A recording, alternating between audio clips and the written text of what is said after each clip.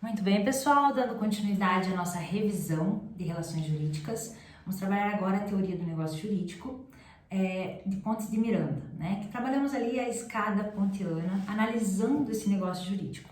Negócio jurídico seria esse acordo de vontades que, em conformidade com a lei, ele pode gerar, pode criar, pode modificar e até extinguir direitos. A gente precisa trabalhar nessa escada pontiana esses três momentos, né? Que é o plano da existência, da validade e da eficácia. Então vamos revisar cada um desses momentos e quais os elementos que nos colocam nesse lugar, né? Do negócio jurídico para que ele surta seus efeitos, enfim. Vamos lá. Negócio jurídico, aqui nós temos, que é o nosso tópico agora da matéria. E nós vamos estudar agora a escada pontiana, esses degraus aqui que nos fazem analisar esse negócio jurídico, a intenção, né, da validade e da eficácia desse negócio, os efeitos desse negócio jurídico.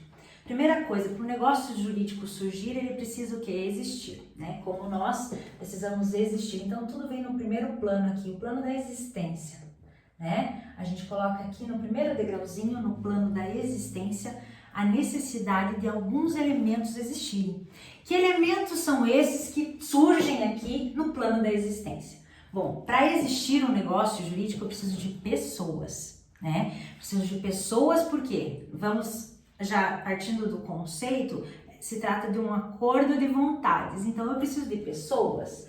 Essas pessoas a gente chama aqui de agentes, ok? Para existir esse negócio jurídico, eu preciso de pessoas, esses agentes são o primeiro elemento que temos, certo?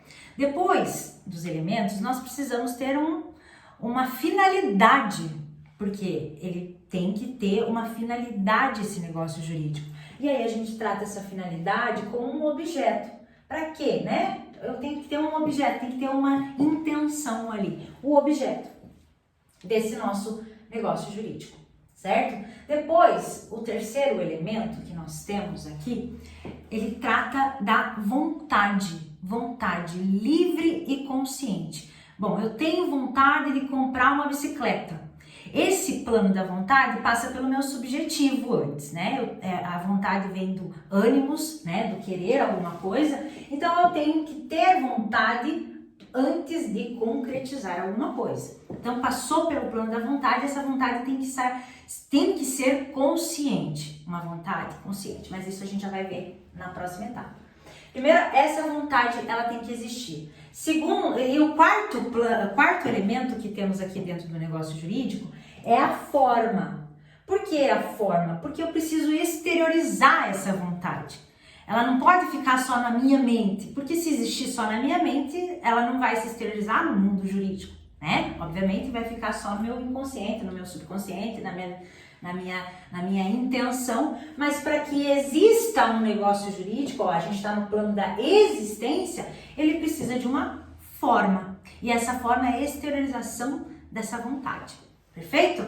Então aqui, nesse primeiro momento, nós temos aí, na escada pontiana de Pontes de Miranda, essa necessidade da existência desses elementos para que exista justamente um negócio jurídico. Saímos desse primeiro degrau, avançamos para a próxima etapa. O que seria essa próxima etapa? O plano da validade, jovens. Plano da validade. O que é a validade? Eu preciso tornar válido esse negócio jurídico, tá? E aí nós vamos, obviamente, o maravilhoso ele tem que estar presente, né? Porque a gente está falando de direito civil e o direito civil ele requer o maravilhoso. O maravilhoso traz no artigo 104 do Código Civil, justamente, que eu chamo de maravilhoso, vocês sabem. Ele tem lá os requisitos, esses elementos necessários para que esse negócio jurídico nosso seja válido. Então, o que eu coloco para vocês que facilita essa interpretação do artigo 104? Eu coloco aqui, pessoal, nós temos esses elementos existenciais e agora nós precisamos apenas qualificar esses elementos essenciais, certo? Porque não basta ter esses elementos, eles precisam ser válidos. Ou seja, o agente ele precisa ser capaz para que esse negócio jurídico seja válido. Mas professora, e se for um incapaz fazendo esse negócio? Não, esse incapaz ele deve ser representado para que esse negócio jurídico seja válido. Então a gente tem aqui no primeiro elemento do plano da validade a necessidade que esse nosso agente seja um agente capaz. Agente capaz. Ah, professora, mas e se eu for emancipado, eu posso fazer esse negócio jurídico? Sim, se for emancipado, tem a permissão legal para que seja realizado esse negócio, porque a capacidade já foi lhe concedida com a emancipação, certo? Então, existem situações em que a gente tem que analisar ainda o artigo 105, quando a gente analisa a capacidade desse agente, certo?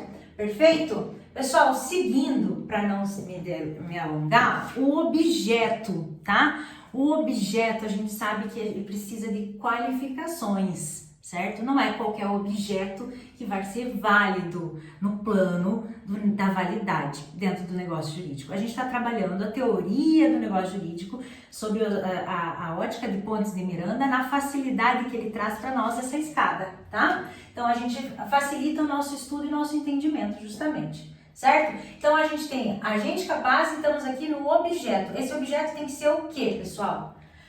O objeto tem que ser lícito para começar a conversa. Por quê? Porque ele tem que estar de acordo com a nossa norma, com a nossa regra, dentro da legislação. Não pode ser um objeto ilícito para ser válido. Então, a primeira coisa é o objeto lícito dentro da legalidade, ok? Além desse objeto ser lícito, ele tem que ser possível. Professora, o objeto impossível, um objeto impossível, ele acaba deixando de tornar esse negócio válido, tá? Então, não tem como você negociar a venda de um carro que viaje na velocidade da luz. Aprendi isso também, né? Porque a velocidade da luz é impossível alcançarmos. Então, esse negócio jurídico passa a não existir no plano da validade. Vamos por partes. Então, eu tenho um objeto que tem que ser lícito, eu tenho um objeto que tem que ser possível, eu tenho um objeto que tem que ser determinado ou determinável, certo? Aí, ele, dentro desse plano da validade, ele passando por esses critérios, que eu diria aqui, de requisitos que temos no plano da validade, o objeto tem que ter essas características, ok? Essas qualidades. Seguindo, terceiro ponto aqui, que nós temos dentro da escada pontiana, no segundo degrau, que é justamente o plano da validade, que traz o artigo 4º, é a vontade. A vontade do agente, né? A vontade das partes. A vontade, ela deve ser livre e consciente, certo? É o que eu tinha começado a falar ali. Ah, então você foi hipnotizado e você acabou assinando um contrato. Você não estava consciente. Esse negócio não é válido. Você estava entorpecido ou te entorpeceram e você acabou assinando um contrato. Você não estava consciente. Então, a vontade tem que ser livre, ou seja, não pode ser sob alguma ameaça, alguma condição, e ela tem que ser consciente, livre e consciente. Perfeito? Atingindo essas qualidades, o negócio aqui é válido, tá? Válido, atingiu esse plano aqui. Bom, e por fim, essa forma. A forma, como eu falei para vocês, é a forma como a gente exterioriza esse negócio jurídico, né? Como que ele vem para esse mundo real, para o concreto, para a concretude.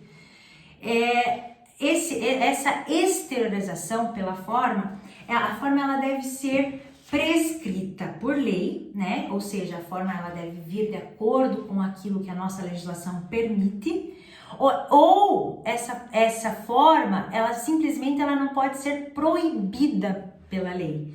É prescrita ou não defesa pela lei, certo? A lei não pode proibir essa forma, alguma situação de que esteja proibida, uma forma proibida não poderia ser considerada válida, certo?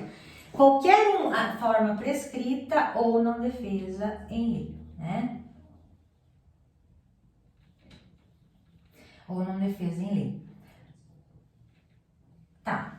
Terminando esse plano da validade aqui, ó, a gente tem um negócio jurídico válido, ok? Mas vou reforçar para vocês que tem prova, para vocês que estão estudando. Qualquer ausência ou qualquer resbalo que se falte a algum dos elementos, então a necessidade de que todos estejam presentes, esse negócio jurídico não será válido, ok? Fique bem claro essa situação. Então, tem que ser analisado todos os elementos para que a gente passe para uma nova etapa.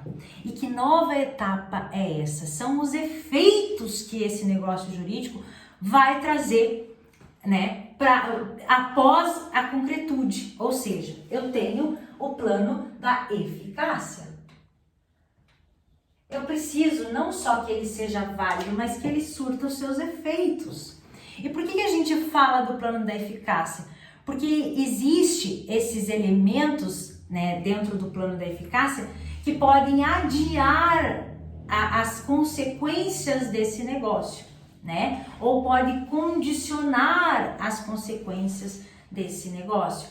Que seria o que, pessoal? Eu tenho justamente nesse plano da eficácia a necessidade de trabalhar com vocês esses elementos acidentais, né, do negócio jurídico.